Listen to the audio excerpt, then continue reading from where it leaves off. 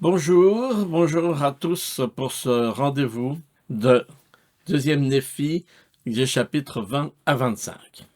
Alors nous allons ensemble aujourd'hui, à travers ces chapitres, avoir une vision plus globale et plus claire de ce que Ésaïe a voulu enseigner et des raisons pour lesquelles Néphi a utilisé le texte d'Ésaïe.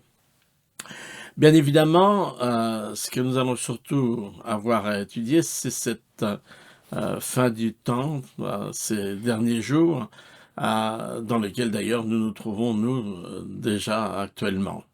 Ce qui est important, évidemment, c'est, alors que souvent, quand on parle des derniers jours et de la seconde venue du Christ, on est surtout frappé par les destructions, par les catastrophes, dont d'ailleurs les Néphites auront, euh, si j'ose dire, un avant-goût, un aperçu au moment de la première visite du Christ parmi les Néphites. Ici, nous allons voir bien sûr cet aspect-là de ce que les méchants devront supporter, mais aussi, et c'est important et c'est essentiel pour nous, de l'espérance, du bonheur et de la joie qui nous est promise. Alors, nous allons donc voir ces promesses pour les justes, mais nous allons ensemble étudier et revoir un certain nombre de points, en fait 5 thèmes distincts dans cette leçon d'aujourd'hui. Alors, qui est Ésaïe et pourquoi le Néphi le cite-t-il? Deuxièmement, ce qu'il faut savoir sur l'époque d'Ésaïe pour comprendre les prophéties d'Ésaïe. Ensuite, ce que Néphi, enfin Ésaïe et accessoirement, entre guillemets, Néphi, prophétise concernant Jésus-Christ au midi des temps, notre ministère terrestre, ce qui va se passer dans les derniers jours, d'une part pour les méchants, et ce qui se passera aussi dans les derniers jours pour les justes. Donc, vous voyez, c'est, je dirais, un menu assez conséquent, mais il y a des choses dont nous avons déjà parlé, qui seront une sorte de révision et de mise en perspective de ces thèmes. Tout d'abord, qui est d'Ésaïe, je n'y reviendrai pas plus que cela, on l'a déjà vu, on en a déjà parlé. Donc, court rappel, fils d'Amoz, c'est un prophète à Jérusalem pendant une quarantaine d'années, de 740, début de son ministère, à 701 avant Jésus-Christ. Rappelons également qu'il a eu une grande influence religieuse et politique pendant le règne du roi Ézéchias, dont il était l'un des conseillers les plus importants. Et puis, évidemment, ses dates de naissance. Il est né en 775 avant Jésus-Christ et commence son ministère en 740. Donc ça, nous en avons déjà parlé. Je ne m'appesantis pas davantage. Alors, la deuxième question, c'était pourquoi Néphi cite-t-il Ésaïe? Je pense que là, nous avons des choses intéressantes et on va prendre, si vous le voulez bien, revoir deuxième Néphi 11, 2 et 3.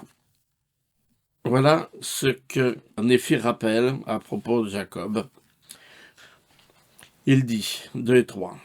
Et maintenant, moi, Néphi, j'écris davantage des paroles d'Ésaïe, car mon âme fait ses délices de ses paroles. On l'a vu plusieurs fois.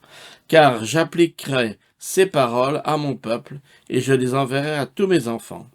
Car en vérité, il a vu mon Rédempteur, tout comme je l'ai vu. Et mon frère Jacob l'a vu, lui aussi, comme je l'ai vu. C'est pourquoi j'enverrai leurs paroles à mes enfants, pour leur prouver que mes paroles sont vraies.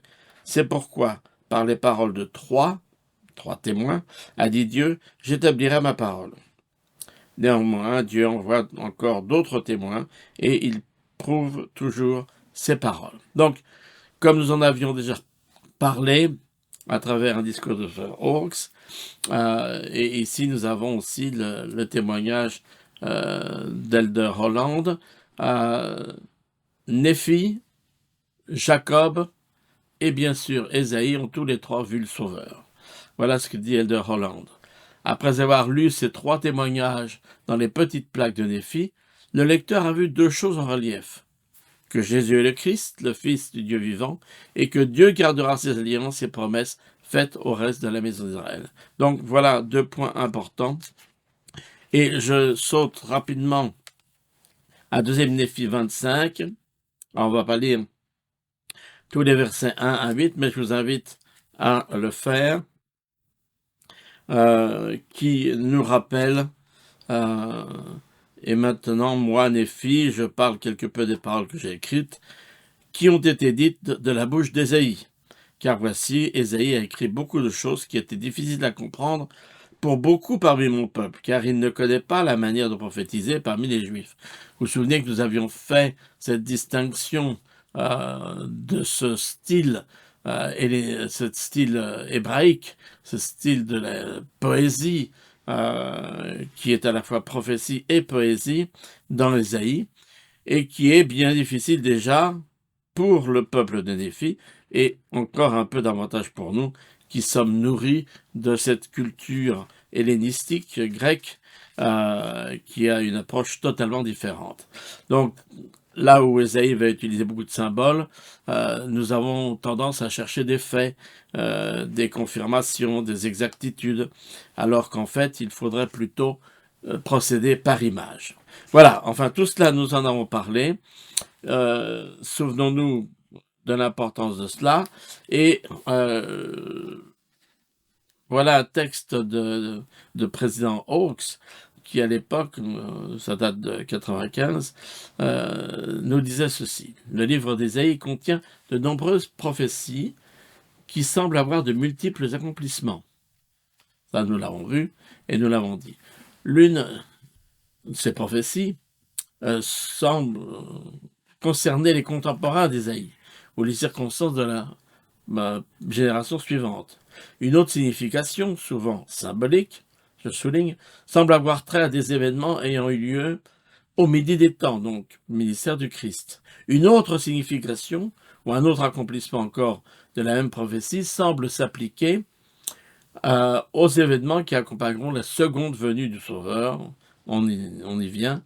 Le fait qu'un grand nombre de ces prophéties ont de multiples significations souligne l'importance de rechercher la révélation du Saint-Esprit. C'est-à-dire que, comme Elder Hawks l'explique bien, pour comprendre Ésaïe et pour voir toute la portée de l'enseignement d'Ésaïe que Néphi utilise ici, après Jacob, il faut aussi rechercher avec l'esprit, bien entendu. La logique ne suffira pas. Alors, nous avions vu ces 4 clés, ou les 4 arbres d'Ésaïe. D'une part, il nous parle des alliances, l'alliance abrahamique, l'alliance mosaïque. Il est sans cesse concentré sur le Christ, et à chaque chapitre, voire à chaque verset, on a une référence au Sauveur. Il y a bien évidemment toutes les prophéties, comme Elder Hawks vient de le dire, qui ont trait à l'époque d'Ésaïe ou à l'époque des Néphites. Et enfin, il y a les passages sur les derniers jours, sur lesquels on va un petit peu plus insister aujourd'hui. En sachant ce qui s'est passé à l'époque d'Ésaïe, on comprend mieux, évidemment, ce qui s'applique à nous aujourd'hui. Et c'est ce que nous allons voir. Alors, on va faire un petit rappel historique, rapide, parce que là aussi, nous en avons déjà parlé. Rappel historique des déplacements de la maison d'Israël. Souvenez-vous, tout commence avec Joseph, un des fils de Jacob, à savoir aussi un des fils d'Israël, parce qu'il a changé de nom. Joseph est vendu par ses frères en Égypte. Cette famille de Jacob ou Israël s'installe donc en Égypte à cause de la famine, et puis ils vont donner naissance aux 12 tribus d'Israël qui tomberont plus tard en esclavage.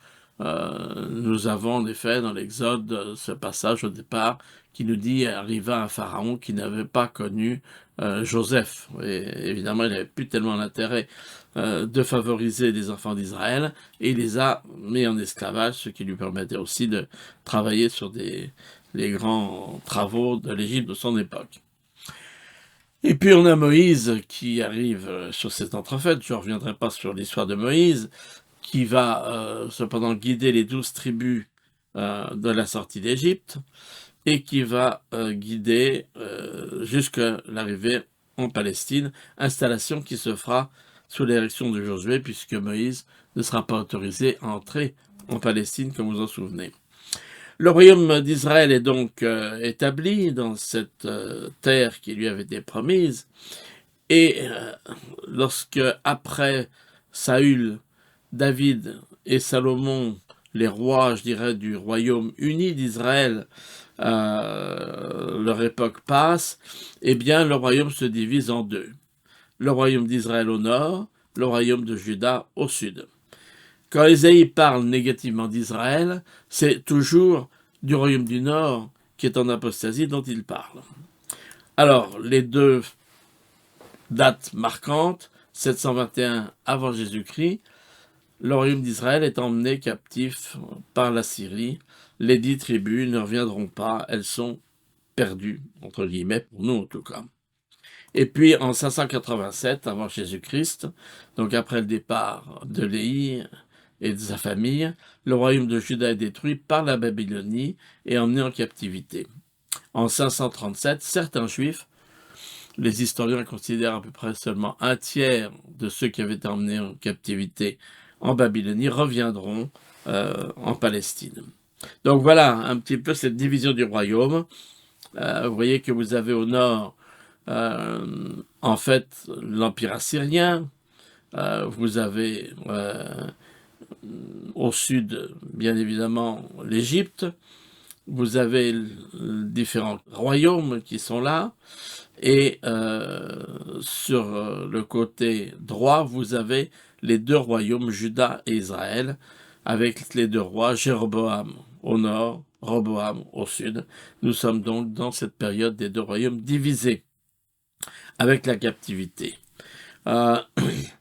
Donc, des royaumes tout autour, le royaume d'Assyrie d'abord, qui ensuite tombera devant les forces du royaume de Babylonie, l'Égypte encore au sud. Israël est donc entouré d'ennemis. La Syrie, en deux mots, mais qui est descendante, si je puis dire, de l'Assyrie et l'apostrophe, et puis le royaume d'Israël au nord. Tout cela font des ennemis à Juda, au royaume de Juda du sud avec Jérusalem.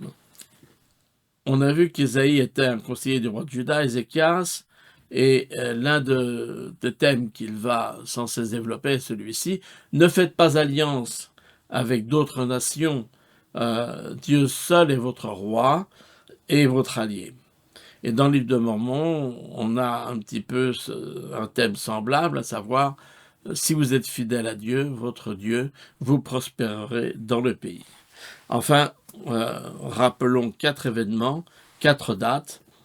740, Ésaïe commence son ministère. 721, les Assyriens capturent le royaume du nord d'Israël. 587, la captivité du royaume de Juda du sud par la Babylonie. Et 537, donc 50 ans plus tard, les Juifs, une partie en tout cas, retournent en Judée. Donc j'espère que tout cela vous rappellera un petit peu quelles ont été les guerres et les perplexités des nations de cette époque. Alors on arrive avec tout cela à ce qu'on a habitude d'appeler les prophéties messianiques. Ces prophéties messianiques sont évidemment importantes pour nous.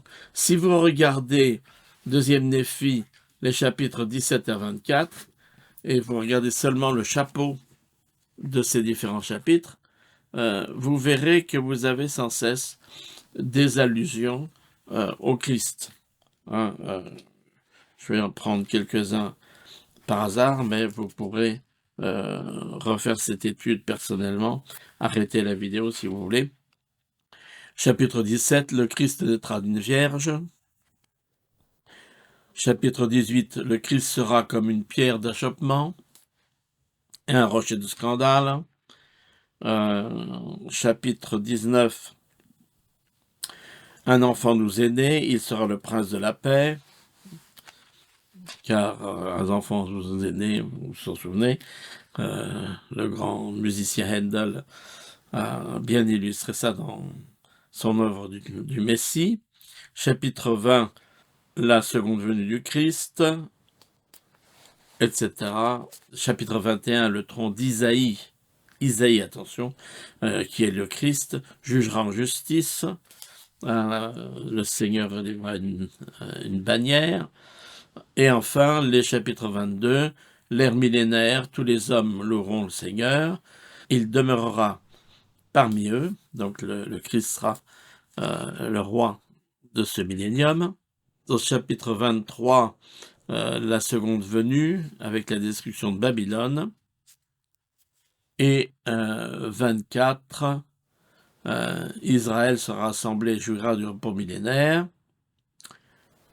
Enfin, 25, Néphi met sa gloire dans la clarté, on y reviendra. Les Juifs revenus à Babylone crucifieront le Messie et ils seront à leur tour dispersés et flagellés. Donc voilà, nous avons dans ces chapitres toutes ces prophéties sur le Christ que nous retrouvons donc dans Ésaïe et que Néphi a utilisé pour pouvoir illustrer l'importance du prophète Ésaïe et surtout bien sûr de Jésus-Christ lui-même. Donc on peut en effet retrouver les titres, on peut retrouver des allusions à la mission du Christ, des passages d'ailleurs qui seront réutilisés dans le Nouveau Testament, comme dans Matthieu chapitre 1 ici, le prince de la paix, vous en souvenez, et voilà ce que Gary Coleman dit à propos de ce grand plan. Dans son grand plan, Dieu a prévu que nous ayons un sauveur. Toutes les personnes responsables commettent des péchés et doivent passer par l'expérience de la mort à la fin de la condition mortelle. Par conséquent, Dieu a envoyé Jésus-Christ pour accomplir son plan, en nous aidant à vaincre le péché et la mort. Jésus est notre Sauveur et notre Rédempteur. On a vu tout cela, évidemment, dans 2 Néphi 2 et 2 Néphi 9. Par le sacrifice expiatoire qu'il accomplit pour chacun de nous, il nous aide à vaincre le péché par le repentir et le baptême. Grâce à sa résurrection, il permet à tous les hommes de vaincre la mort et le tombeau. Nous avons la foi nécessaire pour suivre Jésus et devenir davantage semblables à lui. Oh, comme nous aimons notre ami, le Seigneur Jésus-Christ, le seul nom donné sous le ciel par lequel l'homme puisse être sauvé. 2 Néphi 25, 20. Je sais, ajoute Adam Coleman, que Jésus nous sauve des effets du péché et de la mort. Donc voilà, nous avons ici au cœur de l'enseignement de Néphi la vie, l'exemple du Christ. Ce qui nous amène en effet à notre époque dans les derniers jours. Et là aussi, nous avons tout d'abord la description de ce qui va se produire pour les méchants. Point important pour nous à souligner. Dans 2 Néphi au chapitre 20, nous avons un certain nombre de versets qui illustrent bien tout cela. Voilà, 2 Néphi 20, verset 16. C'est pourquoi le Seigneur des armées, enverra le dépérissement parmi ses robustes guerriers, et sous sa magnificence éclatera un embrasement comme l'embrasement d'un feu. La lumière d'Israël, verset 17, deviendra un feu, et son sein, une flamme qui consumera et dévorera ses épines et ses ronces en un seul jour. Donc, la venue du Christ signifiera la destruction des méchants. Il sera comme un porte-étendard qui tombe. Le reste des arbres de sa forêt pourra être compté. Un enfant en écrira le nombre. Enfin, tous ces versets que vous avez là, 23, 24, 26, 33, etc. Cette destruction qui a été résolue, le Seigneur des armées l'accomplira dans tout le pays. 26, le Seigneur des armées agitera le fouet contre lui comme il frappera Madian, etc. Et enfin, 33 et 34, voici le Seigneur des armées brise les rameaux avec violence, les plus grands sont coupés, les plus élevés sont abattus, il renverse avec le fer les taillis de la forêt et le Liban tombe le Tout-Puissant. Donc, ceci pour nous rappeler que, certes, le Seigneur va se servir des méchants. Et ça, c'est important pour nous à comprendre parce que c'est ce qui va se passer aussi, donc là, au moment de la seconde venue du Sauveur. Il s'est servi de la Syrie et de la Babylonie à l'époque des royaumes divisés. Dans les derniers jours, il se servira encore des méchants, mais les méchants, évidemment, ne seront pas sauvés parce que ils font partie de Babylone et que la chute de Babylone a été également prédite. Hein, la chute de Babylone, c'est la chute de Lucifer, la chute de Satan, celle des premiers jours, dans la guerre dans les cieux, et celle dans les derniers jours également. Et voilà ce que disait Frère McConkie, du Collège des 12. Les prophéties d'Ésaïe les plus détaillées, les plus longues, décrivent le triomphe et la gloire de la postérité de Jacob dans les derniers jours. Il est par-dessus tout le prophète du rétablissement. Donc, gardons ça à l'esprit, Ésaïe est par-dessus tout le prophète du rétablissement. Alors, en effet, le Seigneur va se servir des méchants, mais il va les détruire. Vous avez ici, concernant le royaume d'Israël, comment le royaume d'Israël, celui du nord donc, est tombé en apostasie et comment il va être détruit par les Assyriens. Et puis vous avez à côté eh bien, ce qui arrivera aux Assyriens. Ils sont aussi idolâtres, orgueilleux, vantards, etc. Et ils refusent toujours de reconnaître le pouvoir de Dieu. Donc Dieu se sert de la Syrie, mais il ne va pas sauver la Syrie. On a vu ces versets des derniers jours dans le chapitre 20 de deuxième Néphi.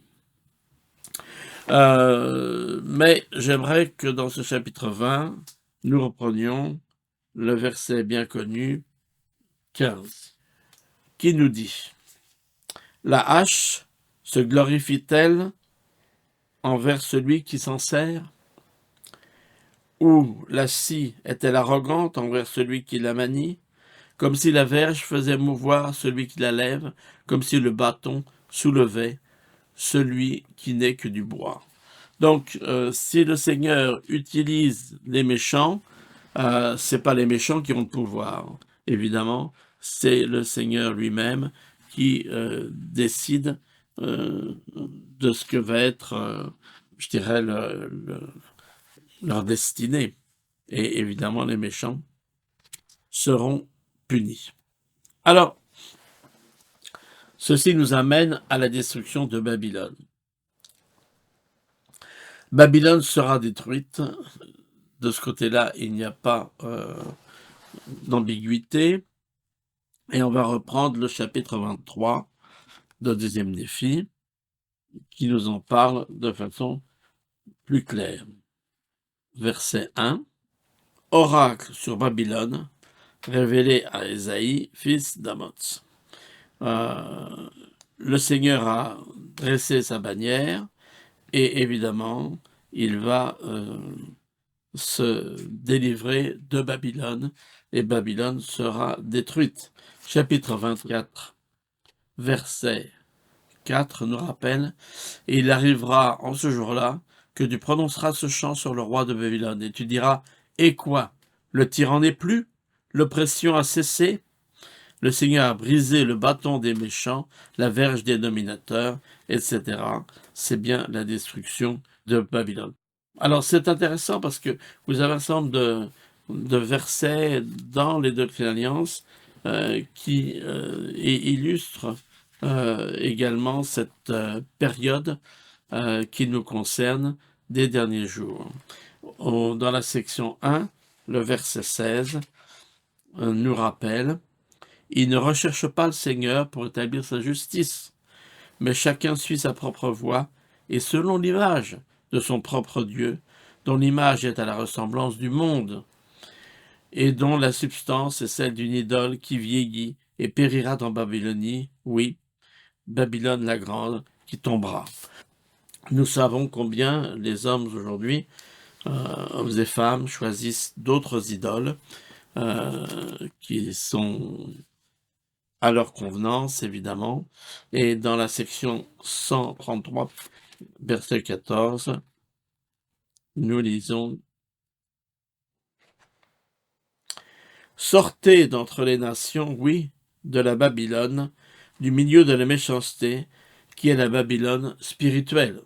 Voilà, évidemment, tout cela a une application spirituelle.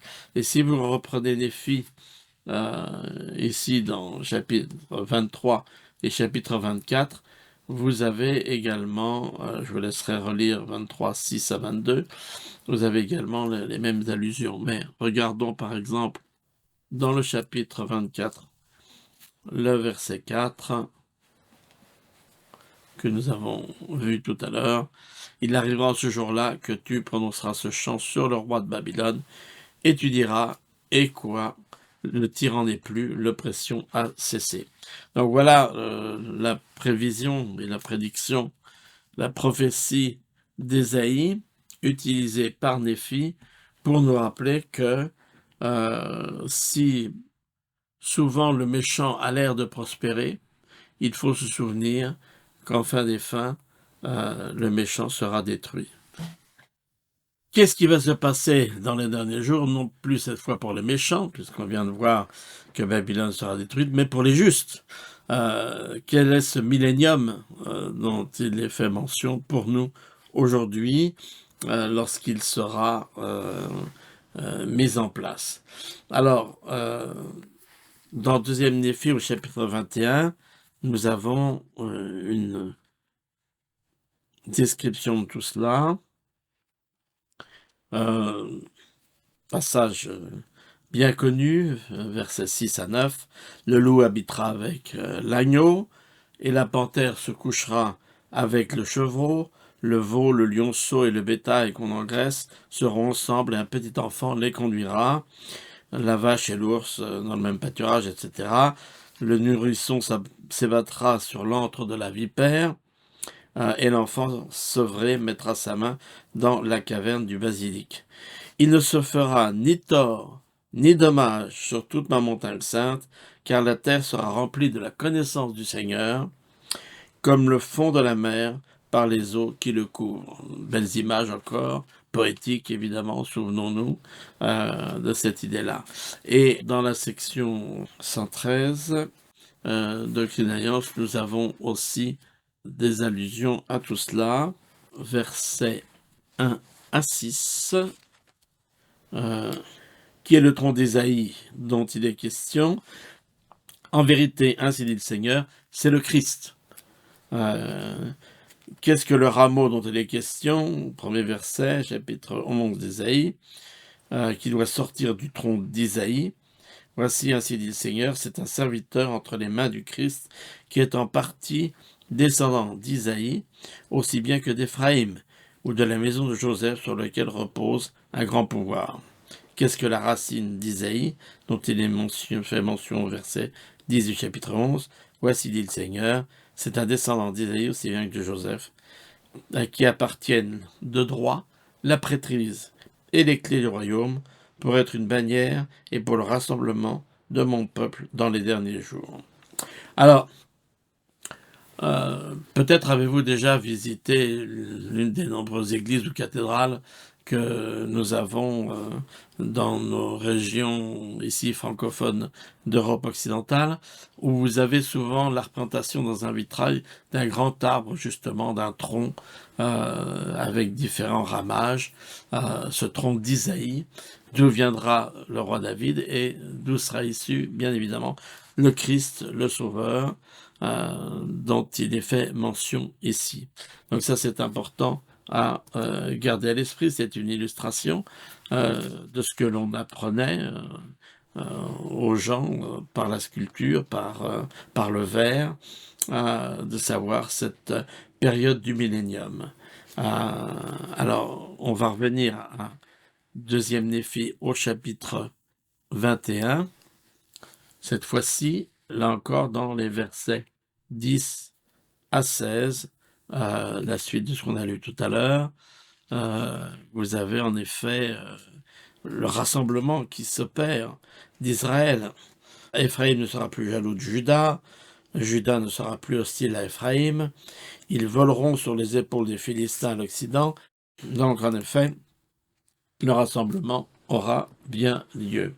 Et au chapitre 22, nous avons également la description de l'ère millénaire pendant lesquelles tous les hommes vont louer le Seigneur. Verset 2. Voici, Dieu est ma délivrance. Je serai plein de confiance et je ne craindrai rien, car le Seigneur est ma force et le sujet de mes louanges. C'est lui qui m'a sauvé. Vous puiserez de l'eau avec joie aux sources du salut. J'aime cette expression, puiser de l'eau avec joie. Elder Oaks, dans un de ses discours, utilisera cette image, comme quoi le repentir, c'est puiser de l'eau avec joie aux sources du salut. Donc certes, pour faire partie de ces justes qui seront dans le millénium, il y a des implications, il y a des efforts qui nous seront demandés. Je vous renvoie à la section 133, encore une fois, dans les versets qui suivront.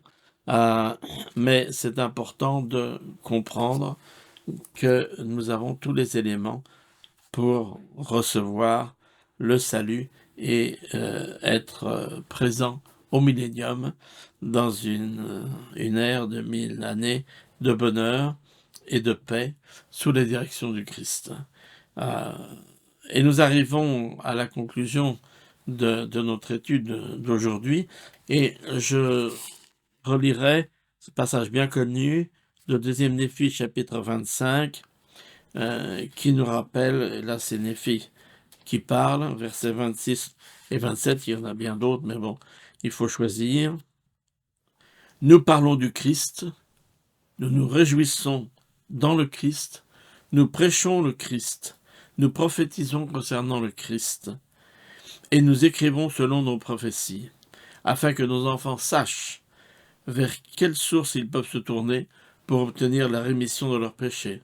C'est pourquoi nous parlons de la loi, afin que nos enfants sachent que la loi est morte. La loi mosaïque ne sauve pas. Paul y reviendra de maintes et maintes fois.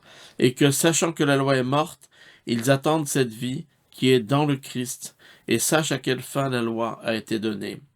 C'est aussi ce que Jésus enseignera lorsqu'il paraîtra parmi les Néphites. Et que lorsque la loi aura été accomplie dans le Christ, ils ne s'endurcissent pas le cœur contre lui lorsque la loi devra être abolie. Donc, il ne s'agit plus seulement de la loi pour trouver le salut, de faire, mais de trouver la grâce. Et je vous ai mis ici quelques passages d'un discours de président Benson sur cette idée de la grâce, qui, je crois, sont des passages importants. Je vous laisserai lire l'ensemble, mais citons dans le premier paragraphe, « Par la grâce, le Sauveur accomplit son sacrifice expiatoire pour que tout le genre humain obtienne l'immortalité. » La grâce, c'est aussi notre foi en Jésus-Christ. C'est-à-dire que Jésus-Christ ne peut pas nous sauver contre notre volonté. Mais il nous offre la grâce de pouvoir en lui trouver le salut, à savoir la vie éternelle. J'aimerais vous inviter à réfléchir à tout cela. Et qu'est-ce que ça signifie que de suivre le Christ? Respecter ses commandements, dit président Benson, aimer notre prochain et prier pour ceux qui nous considèrent comme des adversaires. Cela veut dire vêtir les nus, nourrir ceux qui ont faim, rendre visite aux malades. Et enfin, il conclut, après tout ce que nous pouvons faire signifie mener une vie chaste et pure, en étant scrupuleusement honnête dans toutes nos transactions et en traitant les autres comme nous voudrions être traités. Alors, la grâce, ce n'est pas la perfection. La grâce, c'est un moyen afin que nos efforts rencontrent la volonté de Dieu et que cela puisse nous changer et nous donner l'occasion de devenir quelqu'un de différent. Le Seigneur sait bien que nous avons besoin de son aide, que de par nous-mêmes, après tout ce que nous pouvons faire, il nous faut son aide à lui. Et c'est pour cela qu'il a envoyé son Fils, le Sauveur Jésus-Christ, pour nous donner l'occasion, malgré nos imperfections, malgré nos changements, d'obtenir le pardon et la vie éternelle.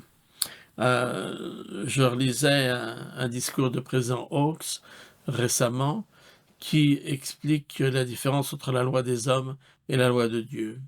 Lui qui était juge à la Cour suprême explique bien comment, pour des infractions à la loi graves en particulier, évidemment, les hommes doivent subir les conséquences et que la loi des hommes connaît surtout la punition, bien différent de la loi de Dieu, lui qui est dans la première présidence et qui souvent doit aussi, avec ses frères, juger des situations compliquées, difficiles, voire de péchés aussi graves que ceux que la loi des hommes doit condamner.